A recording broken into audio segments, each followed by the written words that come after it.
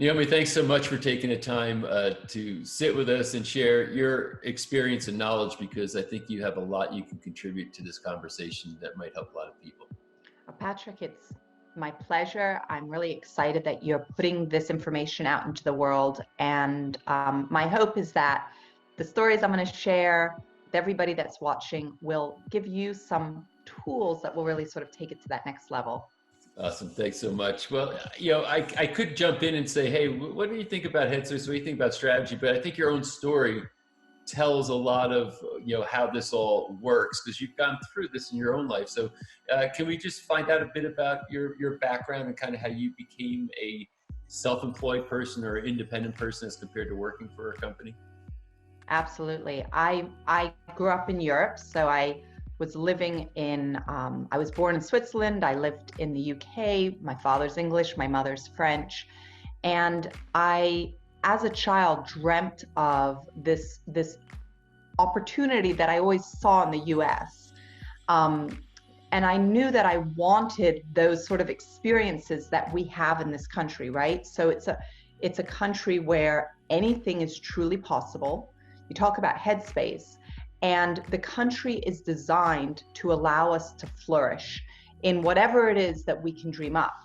So I moved to the US preteen, and when we first got here, my mother's father, my grandfather, was teaching at Columbia University. He has a PhD in physics.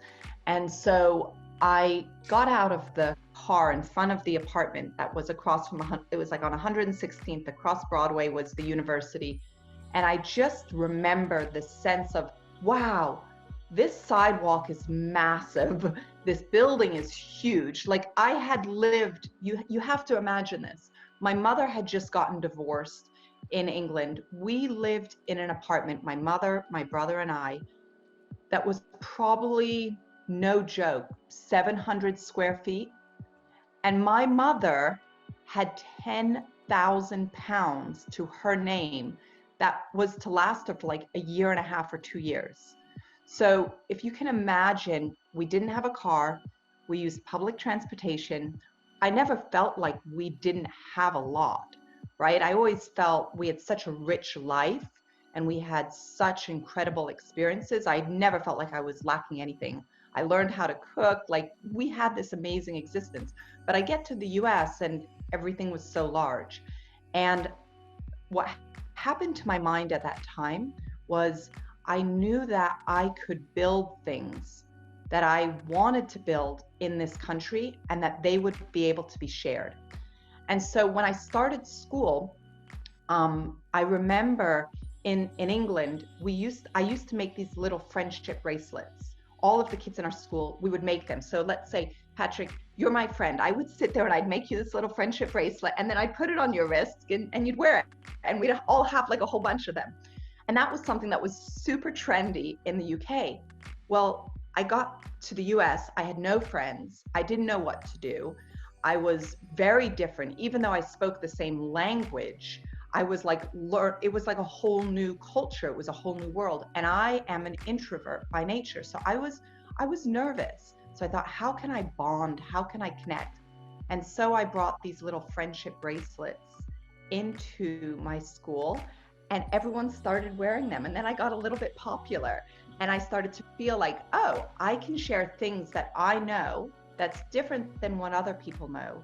And people will embrace this. And actually it helped me, on so many levels.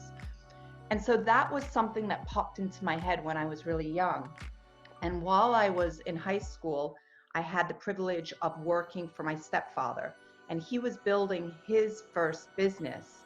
He had always worked in tool and die. So he had worked he was a factory worker and he would build these molds, these plastic injection molds.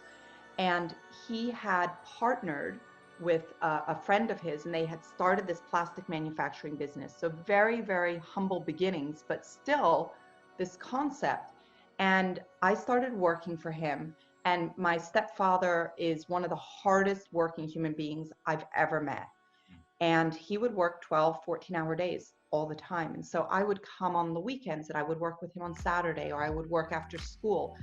and I learned every aspect of the business. So from accounting to painting the walls to working on the actual factory floor and connecting with the factory workers and learning about what motivated these individuals and what mattered to them, and how important that paycheck was. And the whole time I would be working, like even if I was literally running a machine, this monotonous blah, blah, blah, blah, blah, blah, I would be reading a book, right?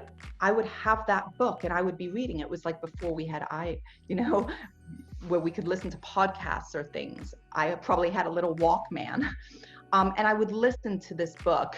I would read this book, and I would just keep going, Patrick. And day in, day out, I was working and I was learning, and I started to allow myself the opportunity. And this is something that is really important for everyone that's watching us right now. If you can allow yourself the opportunity to just dream, whatever you can dream, this is a quote, and I put it on my desk, whatever you can dream, you can begin, right? If you have the capacity to think about it, you can begin it. And that has so much power and that has so much opportunity in it. So I started to dream, and I recognized, like, oh, I am not an inventor.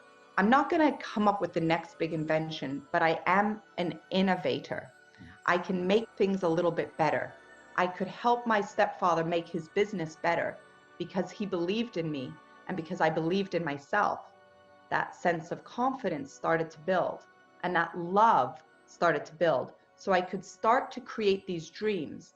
Now you have to be very conscious of who is privy to those dreams, right? You can't just start sharing them with everybody, because the amount of people that will try to knock down a dream, it's more than the people that will support it. And even the people that will support it may not necessarily know how to support it correctly. So you have to nurture this little seed.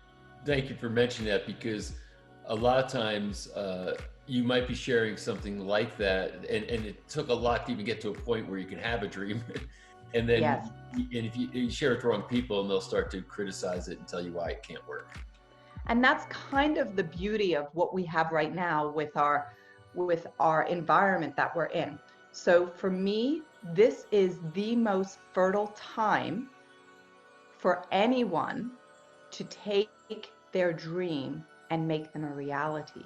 Thanks so much for being here and watching that video. And can I ask you to please subscribe to our channel so you can find out when we're posting new content. You'll be alerted right away when we do. To share this with people you think might benefit from the information, and certainly it helps us if you like the video. So if you like what you just saw, go ahead and hit that like button. And again, thank you so much for being here with me right now.